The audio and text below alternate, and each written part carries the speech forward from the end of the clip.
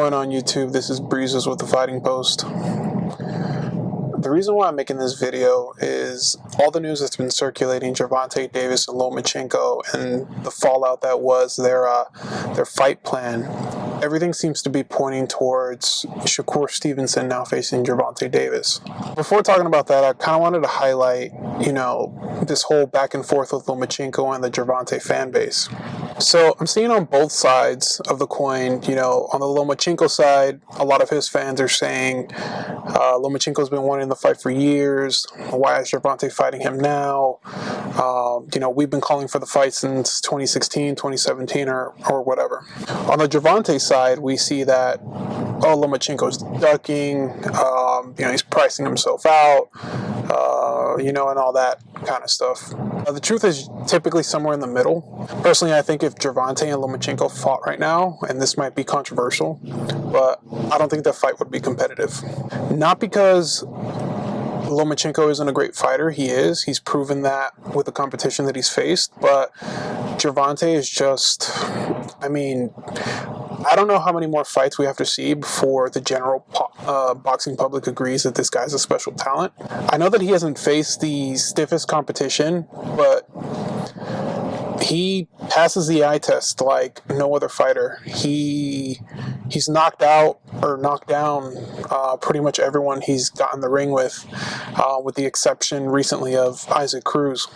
He's a very small fighter for the weight division, and a lot of people don't seem to give him the credit for fighting at lightweight, and a lot of people don't give him the credit for his boxing IQ either. And while the Gervonta Davis fan base argues, we're the A side, we're this, we're that, the truth of the matter is he is.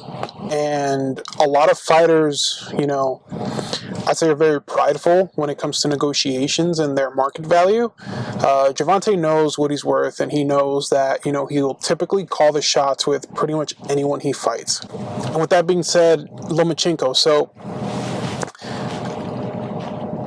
to start with him, it's kind of hard to call him a duck just because he's shown historically that he's willing and able to fight everyone. But in this particular case, it's hard to make an argument against it. So Lomachenko has faced two of the original four kings from, what we were discussing earlier when it comes to Gervonta, Ryan Garcia, Devin Haney, and Teofimo. So he's already faced Teofimo and he's faced Devin Haney. He had a pretty close but controversial fight with Devin Haney that honestly could have gone either way. It just depends on what you were looking at. I personally had him winning that fight, but that's, it wasn't by a wide margin. It might have been by a round or two. When it comes to the Teofimo fight, shoulder injury or not, he did not pick up the pace until, after halfway through the fight. And ultimately, that cost him. And on top of that, he decided to take round 12 off, which he historically has done in many fights. And you would think he'd learn his lesson by doing that, but he continues to kind of slow the pace down and, kind of think he's already has the fight, wrapped up and he doesn't need to do more. And when it comes to the style matchup with Gervonta and Lomachenko, so Lomachenko's a very hard style to replicate, but it's not impossible. And what I mean is, you can have fighters that are, quicker than him. You can have fighters that, hit, pat, and kind of dance around their target. The angles are kind of hard to replicate in sparring. I would almost argue that Gervonta Davis would be the harder fighter to replicate in sparring just because he's a unique blend of fight-ending power, boxing IQ, and foot speed. He's extremely, extremely underrated when it comes to his boxing IQ. I really can't stress that enough. And I believe there's enough footage and there's enough of Gervonta to go off of to be able to understand Lomachenko's tendencies in the ring. And a lot of people would argue that, Gervonta gives up the opening rounds. He typically is a slow starter. But in his last fight with Frank Martin, he was pushing the pace from, round one. Was he winning those rounds? No, but he was applying mental pressure. Even without throwing a punch, you can see Martin's, the wheels in his head turning as he was trying to figure out, what's he going to hit me with? What's his power going to be like, with these 8-ounce gloves? And so That's the fear of facing Gervonta. Not to say these fighters are afraid of him, but I'm pretty sure everyone in the back of their mind knows if this guy touches me, I'm going down. And that's maybe what prevents people from going for broke. Once Ryan Garcia in their fight, once, Ryan Garcia got knocked down, he kind of avoided going back in there, knowing that, what was coming back could potentially, end the fight. When it comes to, the Southpaw versus Southpaw matchup, Gervonta just had that fight with Martin that he can go based off of. And I can't remember the last fight Lomachenko had where the Southpaw opponent he was facing was of a high caliber.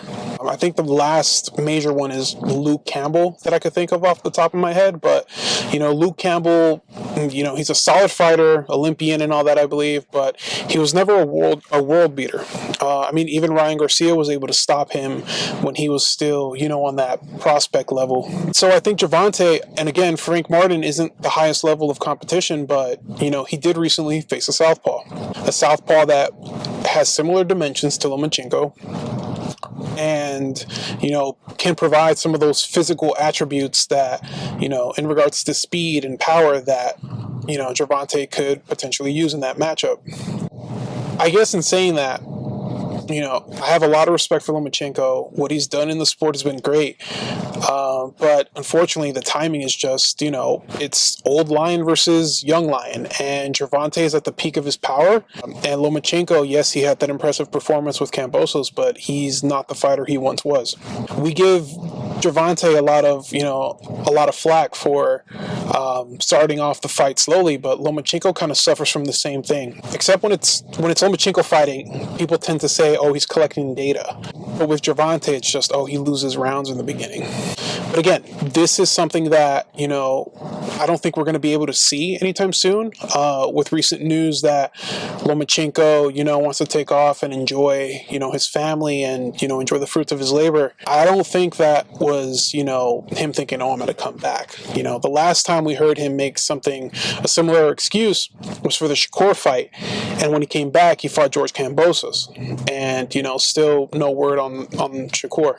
And while Gervonta would offer, most likely his highest payday, I don't know if Lomachenko needs the money enough to be knocked out and sent out off into the sunset in that manner. I'd hate to see it, but so many fighters, so many legends, they go out, past their prime, they face a young fighter, and they give them the opportunity to have that changing of the guard. And I think that with Gervonta and Loma, that is exactly what we'll see, a changing of the guard. Does that mean I rate one fighter over the other? No, not necessarily. Grand scope of things, Lomachenko obviously has the better resume. He has the better overall career, but he's in the twilight, and Gervonta is still, I want to say he still has many years ahead of him, but based on everything that he's kind of, said and everything that's been going on in the media, it seems like this 6 to 7 fight deal that he has left with the PBC is kind of the end-all be-all for him. At the pace that he fights, whether it's 1 or 2 fights a year, let's say on the high end it's 2 fights a year, we could possibly see him retire within 3 to 4 years. So I don't know how much longer we have Gervonta here, but I don't think he's going to stick around too much after his prime. Outside of Lomachenko and Shakur, honestly, I don't see any other fighters beating him at 135. Could a rematch with Ryan Garcia look a little different at 140 and above? Maybe. Gervonta was able to fight Ryan and slow things down and bring him back down at his pace, the pace that he's willing and comfortable to fight at. So, I'm not sure that Gervonta fears Ryan's left hook in the way that many other fighters do. When it comes to Teofimo, his performances, and I used to be a very big Teofimo fan, and I'd say I still am, but his performances, he fights to the level of his competition, and we just never know what we're going to get. Obviously, I'm sure he'll prep, extremely well for Gervonta, but if you slip, if you make a mistake, if there's a mental lapse in that ring, I think Gervonta takes you out, and he's smart enough to know what he's doing to his opponent, how he has him thinking, how he's making him feel, and I just don't see anyone at 135 competing with him. I think much like, some of the greater fighters of recent years, I don't think Gervonta is going to have a hard time with anyone until he gets into a weight class that's outside of his natural capabilities. So, could he go up to 147? Maybe. A fighter with similar dimensions that people never seem to bring up is Manny Pacquiao. I believe the height and reach of Davis and Pacquiao are right about the same. Of course, their build's a little bit different, but with the amount of punishment, or I should say lack thereof, that Gervonta has taken, I could see him going up to 147, maybe even 154. It just depends on how, who's the champion there, how easy that belt will be able to get, and without Mayweather almost holding him back, I think that he has a bright future ahead of him. Now, just because I think the fight between Tank Davis and Loma is not close anymore, that doesn't mean I don't think it wasn't just a couple years ago. 2 to 3 years ago, I would have given the fight maybe 55-45 for Lomachenko. 3 to 5 years ago, it would have been Lomachenko, like 70-30. But now I'm thinking it's 80-20 Gervonta Davis. And I'd like to hear your guys' thoughts. So make sure to like, comment, subscribe. Let me know what you think. And I'll be talking to you guys soon. Peace.